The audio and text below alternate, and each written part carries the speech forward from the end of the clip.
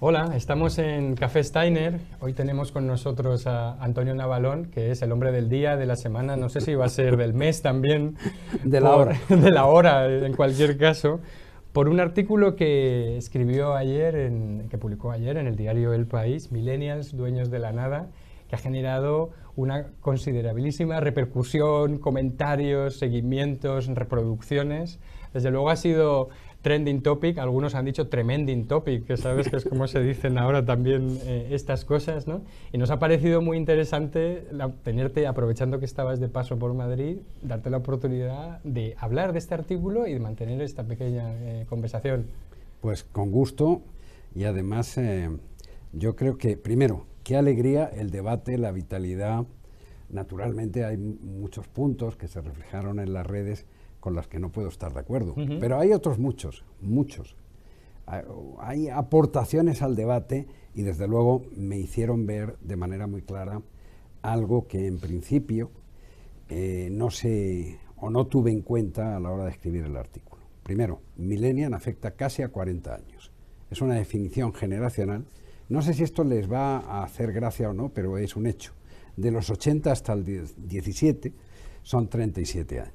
Segundo, soy claramente consciente de que las generalizaciones casi siempre son injustas. Y tercera, soy muy consciente de que no es lo mismo cuáles son las perspectivas, oportunidades y dificultades para los últimos millennials, esos que deben de estar en este momento entre los 18 y los 23, 24 años, de lo que ha significado, vamos a decir, la incorporación, el éxito o la supervivencia de los que hoy tienen 35 o 34 años y que ambos dos son millennials. Bueno, tu argumento en el fondo era una queja por la falta por lo que tú percibías como la falta de movilización precisamente de una generación muy formada, ¿no? Entiendo esto que era un poco Tú sabes que hay veces que uno tiene más fortuna y otras menos en expresar las ideas. Al final, lo que yo pretendía era hacerme una serie de preguntas que vienen de dos hechos que me parece que son bastante incontestables. Primero, toda generación ha tenido su punto, su momento, sus obstrucciones, sus ventajas y sus inconvenientes, pero hay una diferencia con la generación millennial.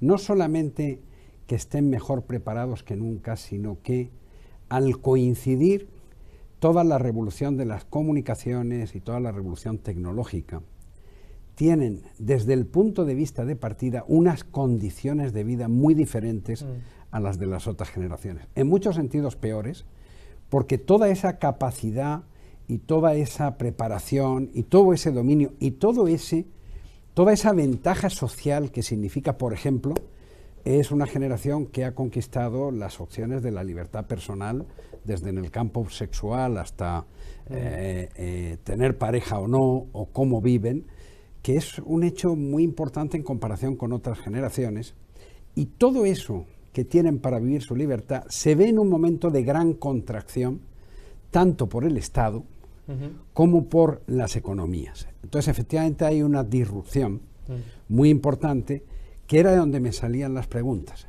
Las preguntas básicas son: toda generación tiene derecho a cometer sus propios errores, y yo soy muy consciente de que pertenezco a una generación que entregamos malas cuentas. No son buenas cuentas, o sea, ellos realmente, ayer me decían muchos, Trump lo inventó usted. Es verdad, lo inventó mi generación, no lo inventaron ellos. Fueron los jóvenes los que votaron a Trump. Sí, pero sin embargo sí hay otros fenómenos que me llevaron a hacerme las preguntas, como por ejemplo el Brexit inglés. Si hubieran salido a votar, seguramente la historia reciente en ese punto concreto hubiera sido diferente. De hecho, hemos visto que han aprendido la lección en esta última elección y han votado. Y de hecho también lo recogía, ¿no?, en el artículo. Hay un fenómeno de escepticismo, de incapacidad, de fracaso, que es nuestro fracaso en las cuentas que entregamos, que realmente no se combaten con la indiferencia, el autismo o el escepticismo, se combaten simple y llanamente tomando el poder. O sea, no se pide permiso para tomar el poder. En eso estoy de acuerdo con algunos políticos contemporáneos españoles, ¿no? El poder se toma. cuando se Pero esa puede. es la experiencia de cada generación. Realmente, ¿cómo fue la experiencia de tu generación con respecto a la que te precedía? ¿Cuál fue? Porque tú eres la generación del 68, digamos, ¿no? Sí, yo soy la generación de la transición, además. O sea, yo tengo... Es más, empecé muy joven y hace 40 años, tal día como hoy, por ejemplo, estaba trabajando en la campaña electoral de UCD. Estaba allí dentro, estaba por dentro, había dejado el periodismo porque no quería solo ver o contar qué pasaba, sino quería ver cómo se hacía que pasara lo que pasaba. Sencillamente, ahí hubo un corte generacional que decidieron hacer dos personas, ¿no? Uno, el rey Juan Carlos, y dos, el presidente de gobierno contra todo pronóstico, que salió también, llamado Adolfo Suárez. A partir de ahí, dos generaciones fueron realmente barridas. Claro, hay un traspaso brutal de poder. Dos y generaciones. La desaparición de Claro. todas, de unas generaciones que decían que vosotros erais unos donades, unos desordenados, Por supuesto, unos anárquicos. Me acuerdo que del gobierno, ¿no? de los PNNs, del primer gobierno de Suárez, se hablaba de que era un gobierno de niños malcriados. De interinos, exacto, sin futuros, ¿no? Y sin ninguna capacidad de administrar o dirigir. Bueno, obviamente esos gobiernos tuvieron la capacidad. Y en ese sentido... También aprendieron sobre la marcha, ¿no? Supongo, ¿no? Bueno, como todo el mundo, ¿no? Como les está tocando a estos, pero vuelvo a repetir, hay un hecho diferenciador muy importante.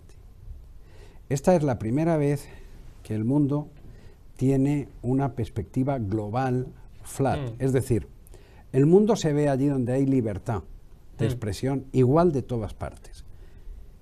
Y es una visión flat, es una visión de correspondencia y es una visión de capacidades que a todos afecta por igual. Y eso, ese momento de esa capacidad de elección de libertades personales, insisto, esta es una generación que no va a tener y que no está teniendo una serie de traumas absurdos que hemos tenido las otras generaciones, que puede elegir mucho mejor el manejo de sus vidas y seguramente por eso en el debate y en la reacción que ayer se producía, había aportaciones tan interesantes que quiero recoger, no en el efecto tumulto, sino en el efecto análisis. Pero al final del día, esa separación de qué es un millennial de 30 años en relación a un millennial de 18, esa separación de qué difícil resulta incorporarse realmente al protagonismo que cada uno se pueda ganar en una sociedad que es una sociedad que está en una situación de no expansión, sino constricción. Los estados están siendo reelaborados en su conjunto en este momento en todo el mundo. Las sociedades tienen la enorme contradicción de ser mayoritariamente democráticas y, sin embargo, tener enfermedades morales muy importantes como el desbordamiento de la corrupción, como, vamos a decir, la pérdida de los referentes creíbles.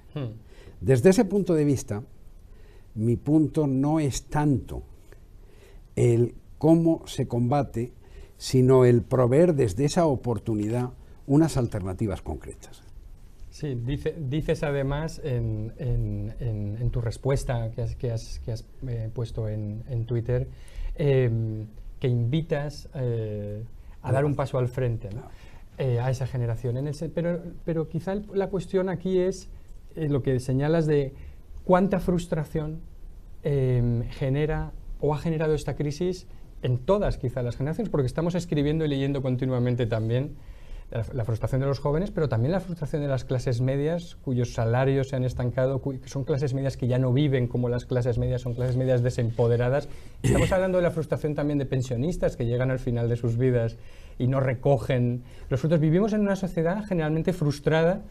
Tu frustración es mayor cuando estás más al principio, cuando estás más en medio, cuando estás más arriba.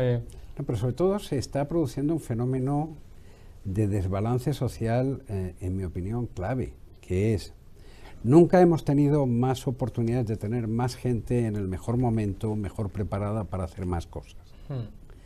Y al mismo tiempo, es la primera vez que tenemos que decirles claramente a nuestros hijos que ellos vivirán peores que nosotros. Que el concepto seguridad ha desaparecido, no solamente en muchos países desde el punto de vista físico, sino seguridad de quién tendrá una pensión.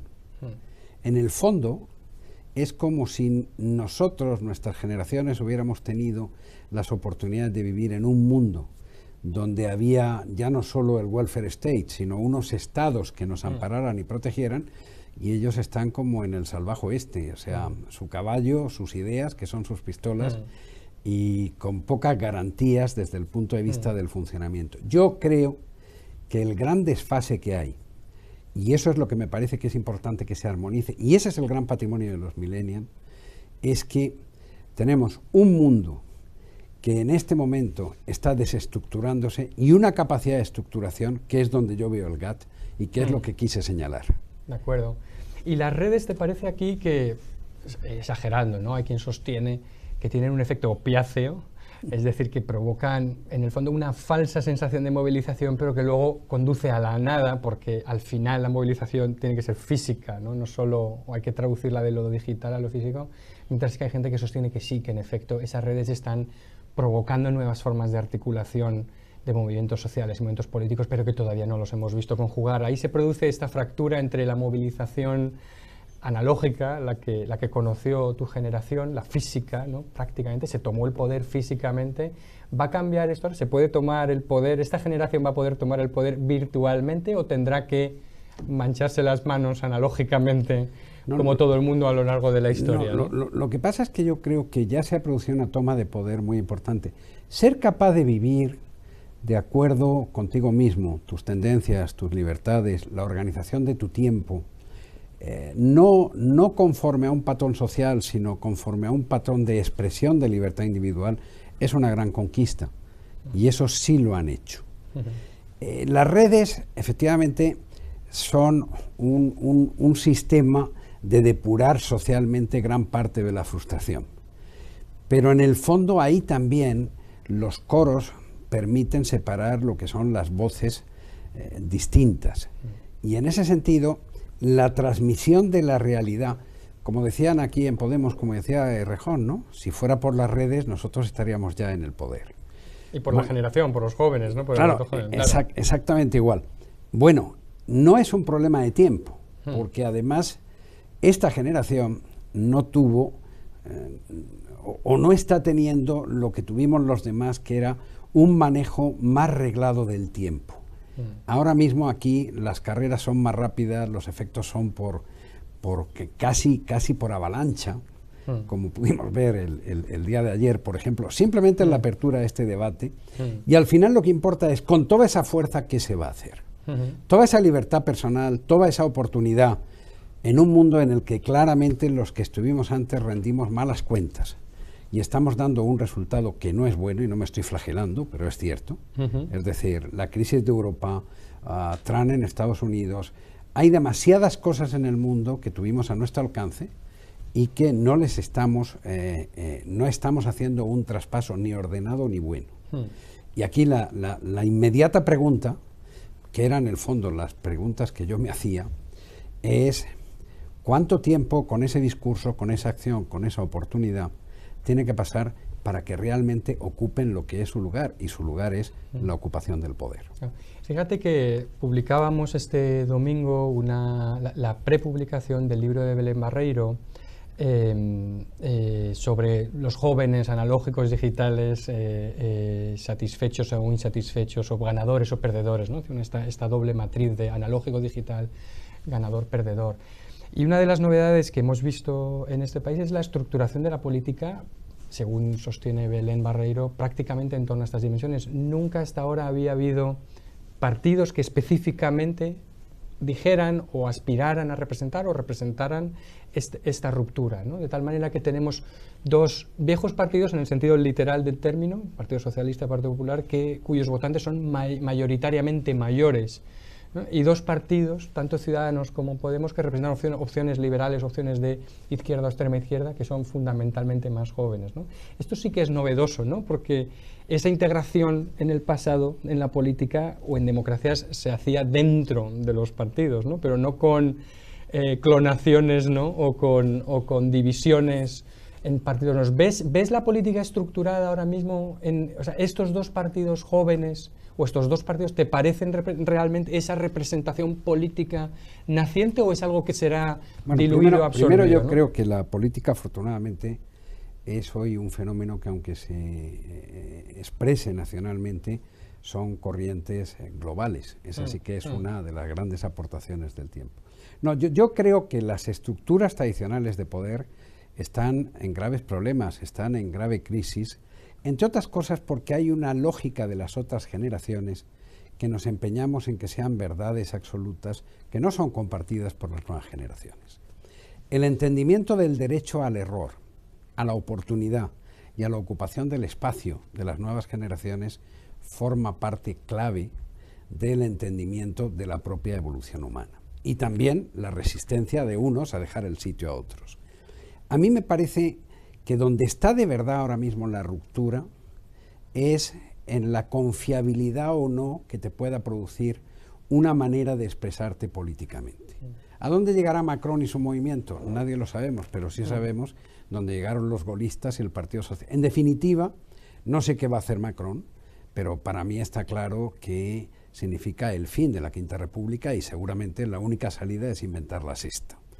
Eso va a llevar también a un replanteamiento de Europa, porque al final del día, sea cual sea la doctrina o la disciplina económica que sea mejor, las calles que arden son las de Francia y no las de Alemania. Es decir, creo que hay un fenómeno en el que, con independencia de lo que sea más conceptualmente mejor, hay que tener en cuenta una cosa que a mí me parece que hemos olvidado en el camino, y lo hemos olvidado con los jóvenes y con la organización política, que es al final del día el ideal de cualquier actuación es que sirva a la ciudadanía para la cual se produce. Y ahí hay un desfase, ahí hay un divorcio, o sea, no, que no tiene que ver con la derecha, con la izquierda, sino con el sistema, ¿no? Bueno, yo creo que realmente lo que has tocado en tu artículo es un tema eterno, que es el conflicto entre generaciones, ¿no? Los padres que exigen a los hijos, les critican por no ser lo suficientemente esforzados, los hijos que se rebelan contra los padres o les cuestionan de alguna manera. Hay un lector, una lectora tuya que en tu cuenta de Twitter ha puesto esta cita que me parece muy interesante, que dice: los jóvenes de hoy en día son unos tiranos, contradicen a sus padres, devoran su comida y le faltan el respeto a sus maestros, ¿no? Para sorpresa de mucha gente, esta cita es de Sócrates, ¿no? Con lo cual tiene un par de miles de años, ¿no? Y por eso es eterno este tema de la lucha. Pero es una y eso es lo que toca tu artículo, esa fibra que ha tocado los jóvenes que se han sentido provocados porque alguien les empuja, ¿no? a participar y les interpela, ¿no? Como lo has hecho tú. Y qué bueno que tienen ese sentido y además esa formación. Una última cosa, de todo lo que pasó, de todo con lo que no estoy de acuerdo, hay una cosa que sí me ha conmovido. Nunca antes tenía tan clara conciencia de estar, por así decirlo, una generación tan atrás. Uno tiende a... No sé qué te pasa a ti. Tú tienes una edad mucho más joven. Yo soy más de la generación de baby boomers. Claro, ¿no? Estoy en medio, soy el sándwich, lo que ha quedado entre los millennials. Tú estás en media, y nosotros. Y vosotros, ¿no? Pero es un fenómeno muy curioso de reacción de la que uno no es consciente, en cualquier caso. Entendiendo y asumiendo. Yo creo que es una muy buena noticia la formación, la capacidad, el sentido de la dignidad, orgullo y pertenencia que ha demostrado el debate, y que lo único que es de desear es que todo eso se lleve para cambiar situaciones con las que al final no estamos de acuerdo. Ejemplo, los niveles de corrupción de las estructuras políticas tradicionales. Ejemplo, esa especie de resignación que yo espero que ellos no aprendan, de pensar que uno debe buscar lo menos malo. No, tienen derecho a buscar lo mejor. Y todo lo que tienen que hacer es hacerlo. Ya nos quitaron el monopolio del asalto a los cielos, y no lo voy a decir porque sería una propaganda indirecta, pero efectivamente hoy es un tiempo y una oportunidad para asaltar los cielos, y lo que tienen que hacer es hacerlo. Pues nada, con esta interpelación nos dejamos. Hemos publicado una tribuna también de Pablo Padilla, diputado de Podemos y uno de los fundadores de Juventud Sin Futuro, donde también discute con Antonio sobre estas ideas. Casi nos falta algún baby boomer que se atreva a protestar contra ambas generaciones, que son las que probablemente en esta disputa acaben con los que estamos Esos son los tuyos. los que estamos en medio, ¿no? Publicaremos también una tribuna de Sergio del Molino próximamente sobre esta cuestión de los millennials. Él habla de otros que son los que no están, también de la España vacía, ¿no? De los que simplemente desaparecen. Ha sido un placer tenerte aquí, Antonio, gracias, y poder José, charlar gracias. contigo y con nuestros lectores sobre esta tribuna tan interesante. Vamos a seguir, ¿no? Seguimos Que en siga el ello. debate. Esta es la conversación que aspiramos a tener en este diario y te agradecemos mucho haber estado Muchas gracias aquí. a ti.